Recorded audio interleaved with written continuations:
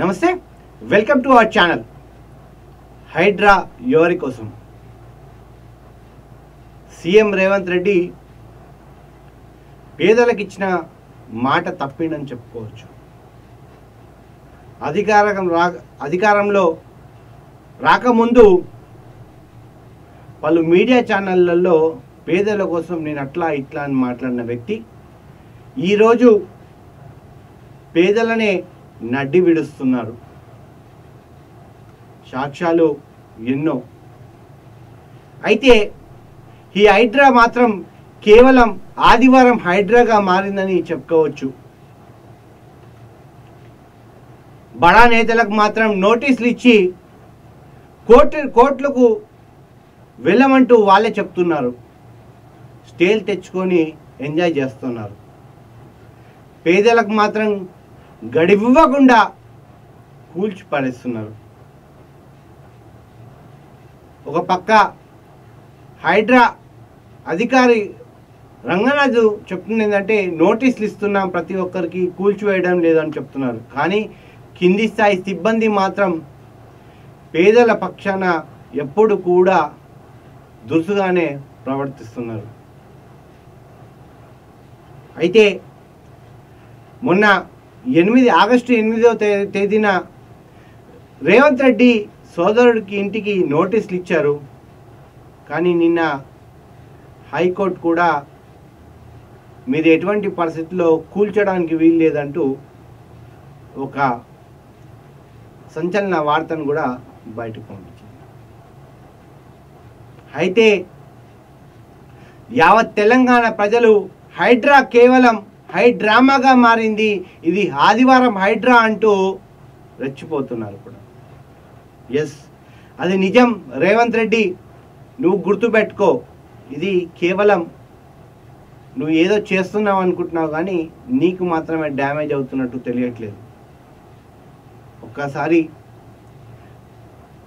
ప్రభుత్వంలోకి రాకముందు రేవంత్ రెడ్డి ఏం చెప్పారు, దాని తర్వాత హైడ్రా గురించి ఎంత గొప్పగా వర్ణించారు, దాని తర్వాత పేదల పొట్టలు ఎట్లా కొడుతున్నారు అనేది ఒక్కసారి చూసే ప్రయత్నం చేద్దాం. రైట్. సో ఒకసారి ఒక మీడియా ఛానల్లో ఫ్యామిలీతో కలిసి ఇంటర్వ్యూ ఇచ్చినప్పుడు దాంట్లో మాట్లాడిన విజువల్స్. ఇది ప్రభుత్వంలో రాకముందు. అయితే మాదాపూర్ సొసైటీకి సంబంధించి సోమేష్ కుమారు జీహెచ్ఎంసీ ఉన్నప్పుడు ఆయన కట్టడాలని కూల్చుతున్నారు. సో అట్లా చాలా దారుణం. ఎందుకంటే అందరు కూడా ఎంప్లాయీస్ ఉంటారు, అది వాడు 5,000 10,000 రూపాయలు లోన్ తెచ్చుకొని ఇల్లు కట్టుకుంటాడు అన్నట్టు మాట్లాడండి. ఒకసారి విన్నాం. ఇంతప్పుడు అంటాడు పోయి అయ్యప్ప సొసైటీలో ఉన్న పలంగా రూపాయి సమేసి ఉద్యోగస్తులు 200 గజాలు 400 గజాల కట్టుకుంటే జేసీబీలు పెద్ద పెద్ద చూసినా ఉన్న పలంగా జేసీబీలు పెద్ద పెద్ద ట్రాక్టర్లు పెట్టి కూల కొడుతున్నారు, పేదల పొట్ట కొడుతున్నారు. మళ్ళీ నువ్వేం చేస్తున్నావా? మిషన్లు తీసుకెళ్ళి చూడు నేలమట్టం చేసిండు. క్రిమినల్ వేస్ట్, ఇసుక, సిమెంట్ మిగతాయి చట్టంలో ఒకవేళ ఇర్రెగ్యులారిటీ జరిగినా రెగ్యులరైజ్ చేయడానికి చట్టంలో నిబంధన ఉంది. మళ్ళీ ఉంది కదా, మళ్ళీ పేదలకు ఎందుకు కొడుతున్నావు సార్? ఇప్పుడు ఆ వేస్ట్ అంతా క్రిమినల్ వేస్టే కదా, నువ్వు చెప్పిన మాటలే కదా. అంటే అధికారం ఉన్నప్పుడు ఒక మాట, అధికారం పోయినాక ఒక మాటనా? వాళ్ళేం దోపిడీ చేయలే, స్వామివారి భాగవతాలు వాళ్ళేం దోపిడీ చేయలే, చట్టాలు ఉన్నాయి. లేకపోతే వాళ్ళేం దేశద్రోహం చేయలే, వాళ్ళు అమాయకంగా కొనుక్కున్నారు. ద్రోహాల కోసం నువ్వు మాట్లాడడం తప్పు, ఓటుకు నోటు దొంగ నువ్వు మాట్లాడడం తప్పు అయ్యేవారు. ఎందుకంటే మేమందరం కూడా రేవంత్ రెడ్డి వస్తే ఏదో చేస్తాడు అని ఓట్లేసినాం, నమ్మి మోసపోయినాం కూడా. అనుమతులు లేవనుకోండి, రెగ్యులరైజ్ చేయడానికి certain rules and regulations. Criminal చూసినా ఇది ఒక మీడియా సంస్థకి. అయితే అధికారంలోకి వచ్చినాక ఏం మాట్లాడుతుంది చూడండి. హైడ్రా వెనక రాజకీయ కోణం లేదు, స్వార్థం లేదు అంటున్నాడు. తెలిసి చెయ్యాలనుకుంటున్న మంచి పనులో భాగము ఈ చెరువులను చెరబట్టిన వాళ్ళ నుంచి విముక్తి చెరువులను చెదపట్టిన వాళ్ళు అంటే మీ అన్న చెదపట్టిండా? ఇప్పుడు మీ అన్నకు మళ్ళా కూలగొట్టలేదు ఎందుకు? మీ అన్నది కులగొట్టినాక ఇటువంటి నీతి సూత్రాలు చెప్పు. నీతి సూత్రాలు పబ్లిక్కి మాత్రమే కాదు, ఒక కాంగ్రెస్ కార్యకర్త నిన్న జెండా మోస్తూ నిన్ను భుజానికి ఎత్తుకున్నాడు, అటువంటి అయితే రోడ్డు మీద పడ్డాడు. కలిగించాలన్న ఏకైక లక్ష్యంతోనే ఈరోజు చెరువులను ఆక్రమించుకున్న వాళ్ళను ఎవరిని వదలకుండా ఉక్కు పాదంతో అణచివేయాలన్న ఆలోచన అందులో నిజంగానే నీకు దమ్ము ధైర్యం ఉంటే నీ క్యాబినెట్ లో ఉన్న సహచర మంత్రులు, మీ కాంగ్రెస్ పార్టీలో ఉన్న నేతలు, మీ కార్యకర్తలు మీ ఇంటి వాళ్ళ కూలగొట్టి పేదల జోలికి రా. సో ఒక్కసారి చూసే ప్రయత్నం చేద్దాం. ఏడుపు ఆగదు, అన్ని లాగదు. చాలా కష్టం. అసలు 2 రోజుల క్రితమే ఎంత బాధ అంటే అమీన్పూర్లో మున్సిపాలిటీ పరిధిలోని 2 రోజుల క్రితమే గృహప్రవేశం చేశారట. వారం లాస్ట్ పోయిన సోమవారం గృహప్రవేశం చేశారు, సోమవారం గుళ్ళ కొట్టేశారు, ఆదివారం గుళ్ళ కొట్టేశారు. అంటే వారం రోజులు నిండా ఇంట్లో కూడా పడుకోలేదు. దీనికి పర్మిషన్ ఇచ్చేదే మీ ఏమంటారు అధికారులే. మళ్ళా దాని తర్వాత కరెంటు బిల్లు అధికారులు ఇచ్చారు, మీటర్ బిగించారు, వాటర్ ట్యాప్ ఇచ్చారు, ట్యాక్సులు కట్టించుకున్నారు, లోన్లు వచ్చినాయి. మళ్ళీ ఇవన్నీ వచ్చిన తర్వాత మీరు ఎట్లా కూలగొడతారు? ఇది గవర్నమెంట్ భూమి అని కూలగొట్టినారట. సో అది పరిస్థితి.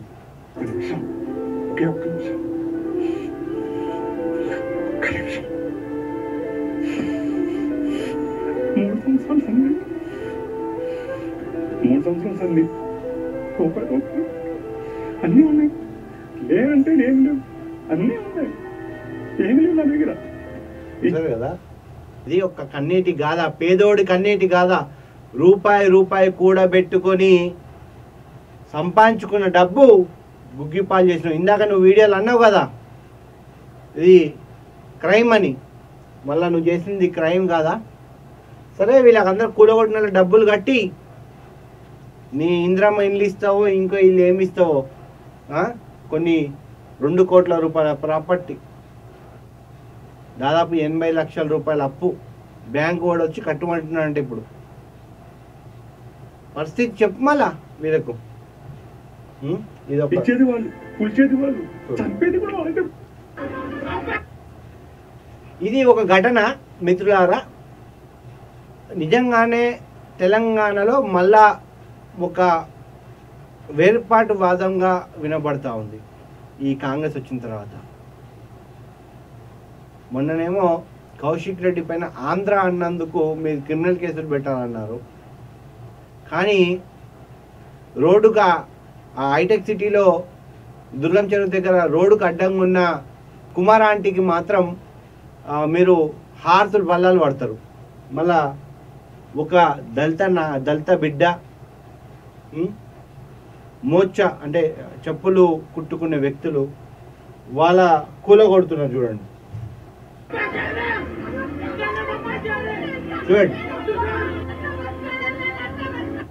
ఎట్లా గత 40 సంవత్సరాల నుంచి ఈ డబ్బా పైన కుటుంబం మొత్తం ఆధారపడిందంట. ఆమెకు నువ్వేమో పోలీసులు చెప్తావు వద్దొద్దు ట్రాఫిక్ జామ్ అయినా పర్లేదు ఆమెను జరపకండి అని చెప్తావు. మళ్ళీ వీళ్ళని ఎందుకు అది చేస్తున్నావు అయ్యా? చూడండి ఇది పరిస్థితి.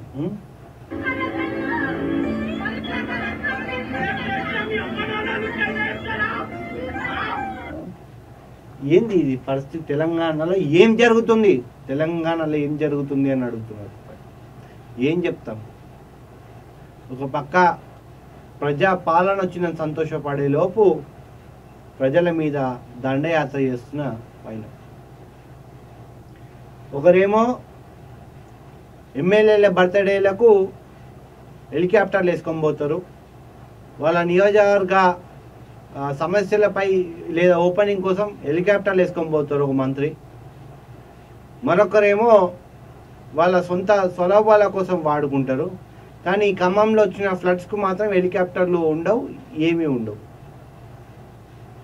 అదేం న్యాయమో ఏమో అర్థం కావట్లేదు. చూడండి అమ్మ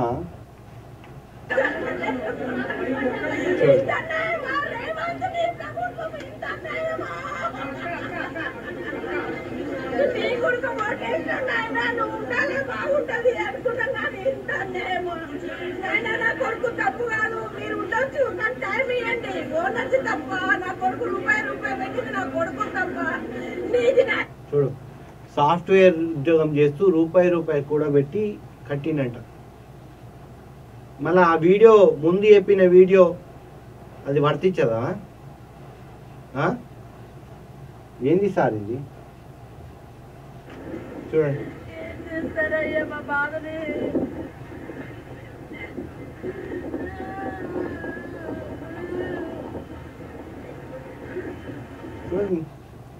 ఏం చెప్తాం వీళ్ళందరికి కూడా?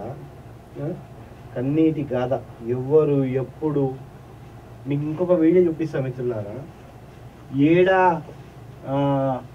మన ఏడున్నారు సోకాల్డ్ మీడియా అంతా రేవంత్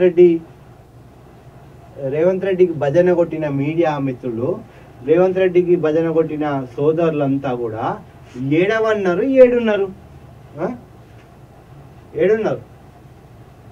ఆ తీర్మానం మల్లన్న ఏడున్నావు. ఎందుకంటే కొన్ని వేల మంది నీ ఫాలోవర్స్ ఉన్నారు. హైడ్రా కోసం ఒక్క మాట మాట్లాడు. ఏడున్నావు రఘు?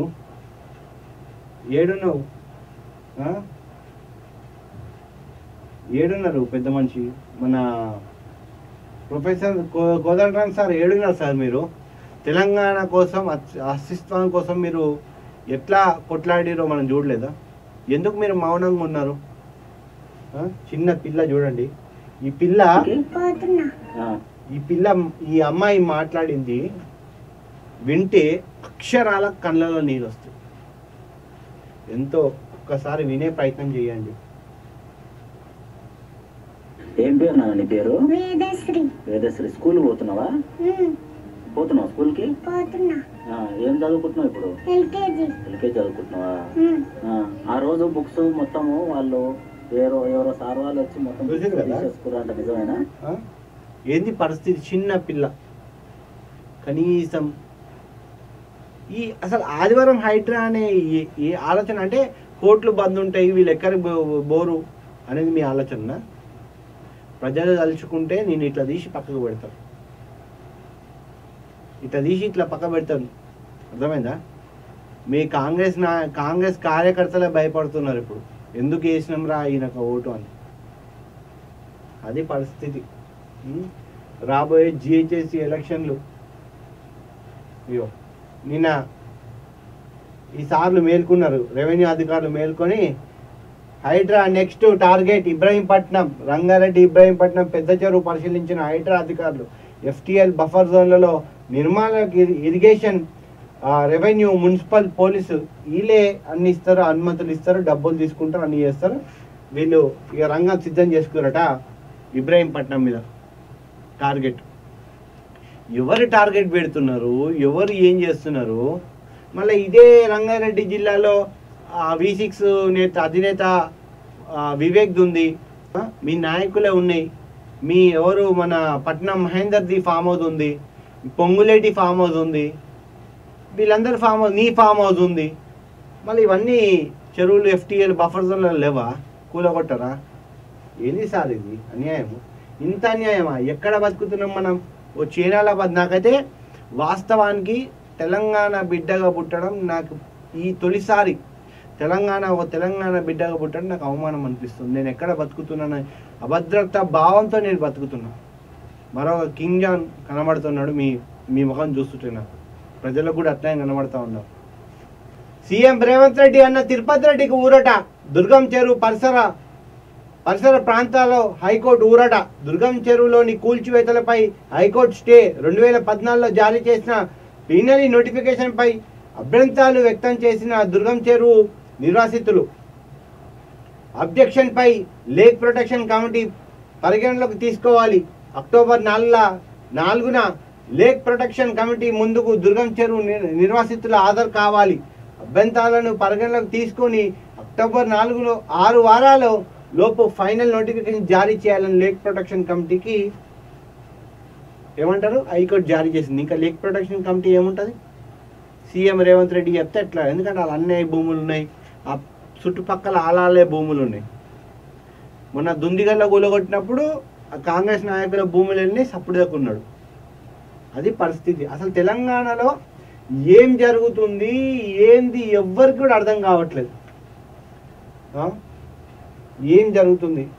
ఇప్పటికైనా సార్ రేవంత్ రెడ్డి గారు, మీరు ఈ హైడ్రా విషయంలో ఆపండి.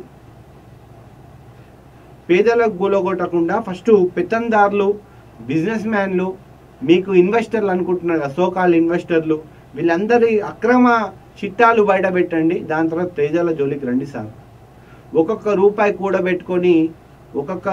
కూడబెట్టుకొని లోన్లు తీసుకొని అప్పులు కట్టుకుంటూ అప్పులు తీర్చుకుంటూ ఇవన్నీ సక్రమంగా నల్ల బిల్లు కట్టి ట్యాక్సులు కట్టి ఇవన్నీ మీ ప్రభుత్వాన్ని నడిపిస్తుంటే మీరేమో కూల్స్తున్నారు. ఎప్పటికైనా ఈ పాపం ఖచ్చితంగా కాంగ్రెస్ నాయకులు చుట్టుకుంటుంది, పేదల వసూలు మాత్రం.